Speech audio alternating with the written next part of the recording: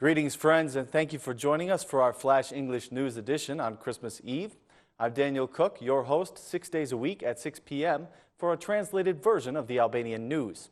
In today's news, the Assembly has adopted the resolution that was put forward by the two European Parliament members, with 126 votes in favor. The opposition MPs were present at the last plenary session for this year, ending their 6-month boycott. The head of the Democratic Parliamentary Group, Edi Paloka, held a speech at the Assembly before voting on the resolution. Once again, he reminded the majority of the reasons that prompted the boycott in the first place. He said, "The boycott for us was a forced move because this Parliament did not meet its commitments. It was transformed into a place where the rights of the opposition and the citizens were being violated.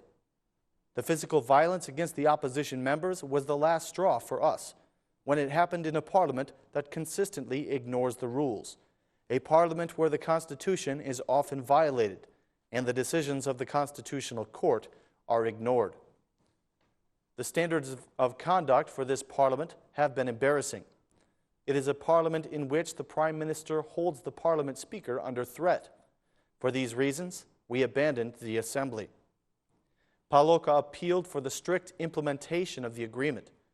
He noted that this is the right way to save Albanian politics from total immersion in the mire of crime and corruption.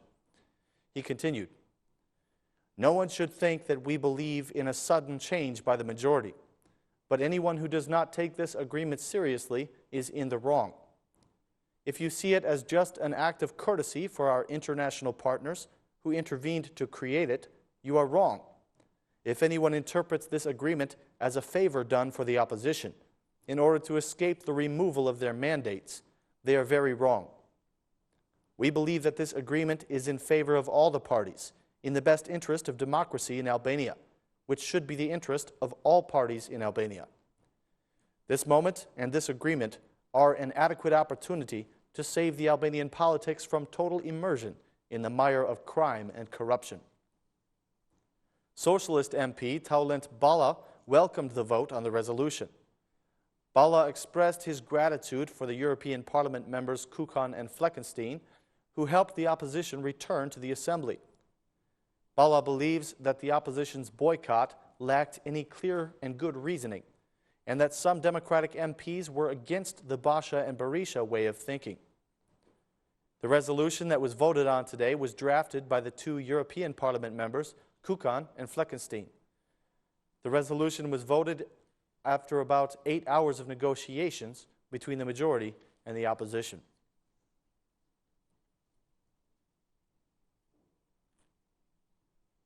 The candidates for the Bank of Albania's Supervisory Council were approved during today's parliamentary session.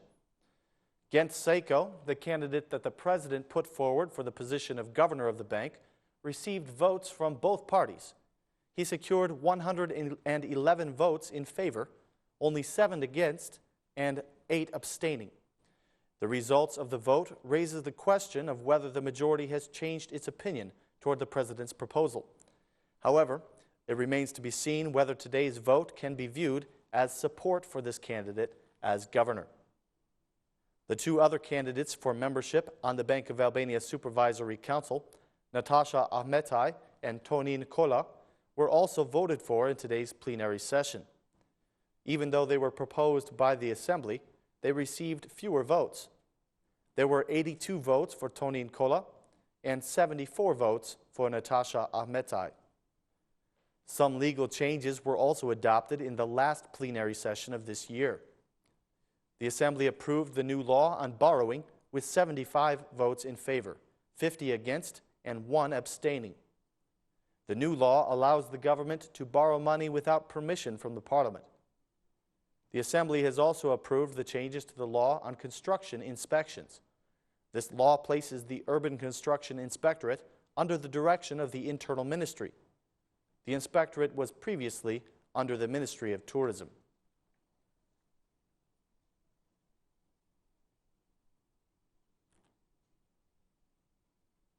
The business sector has called on the country's politicians to give more attention to the economic development of Albania and not just to political agreements between parties. The head of the Chamber of Commerce, Nicolin Jaka, criticized many of the taxes that will be established in 2015. Jaka welcomed the opposition's return to Parliament, considering it to be a sign of stability for investors. Jaka claimed that the politicians need to pay more attention to economic development and business. The head of the Chamber of Commerce thinks that 2015 will be a very difficult year, considering the coming increase of taxes. According to Jaka, 2014 was an important year for Albanian private entrepreneurship, which will now be represented with voting rights in the Parliament of European Entrepreneurship.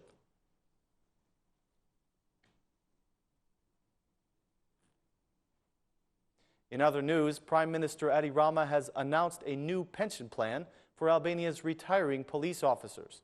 The police officers that retire early will now get a larger pension than they did previously. The new law will give them 173,000 lek more than they received under the old law. The 640 police officers who have given over 30 years of service will receive a pension that is calculated based upon a monthly salary of 400,000 lek. This was announced by Prime Minister Edi Rama at a meeting with the families of police officers who were killed on duty, as well as families of soldiers on missions abroad.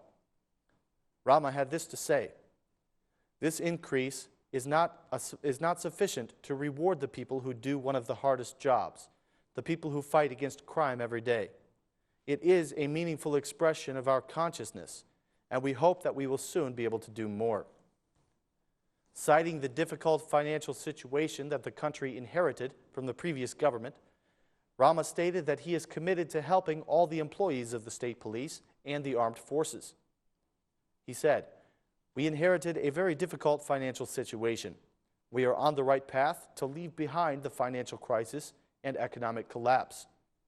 We have been forced to go through a strict program of reforms, one point of which is that we need time, 2 or 3 years, before thinking about increasing the salaries of all the state employees." Present at the event, the Interior Minister, Saimir Tahiri, gave assurance that the children of murdered police officers will be able to enroll in the police academy without competition, to follow their parents' footsteps. Defense Minister Mimi Kodeli gave her greetings to the military officers who find themselves on missions abroad at the end of this year.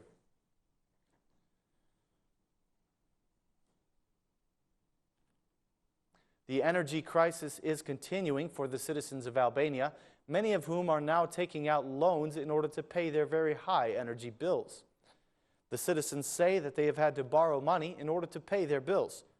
Meanwhile, they are facing the extreme negligence on the part of the company.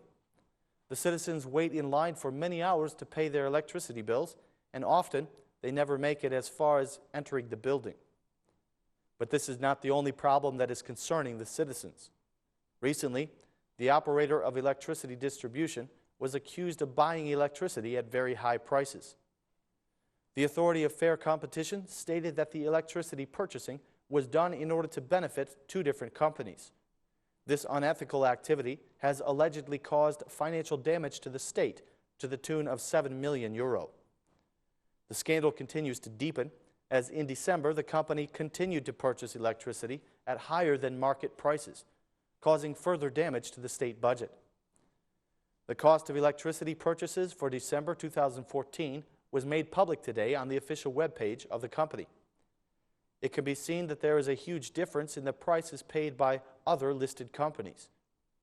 A calculation has been made that shows that the company's energy purchases were 10% more expensive than the going market price.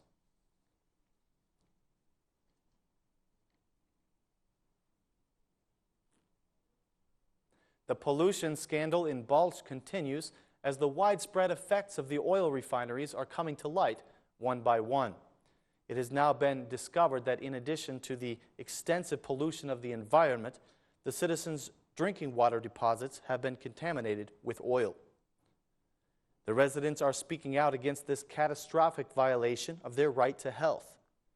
They say that they have complained to the municipality, but any cleaning operations that have been performed have been very temporary.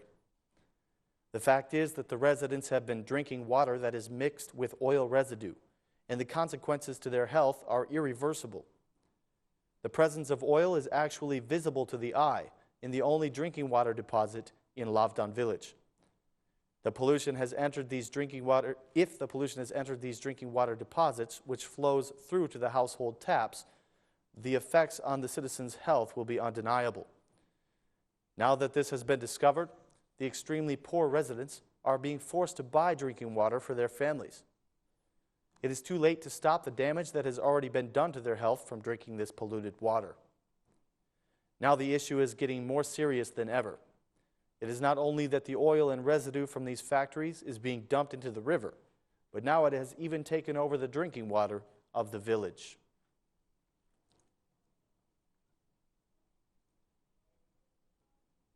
That concludes our news for this evening. Thank you for joining us. Please be with us again tomorrow on Christmas Day for more Albanian news in English right here on Ora News. Thanks and good night.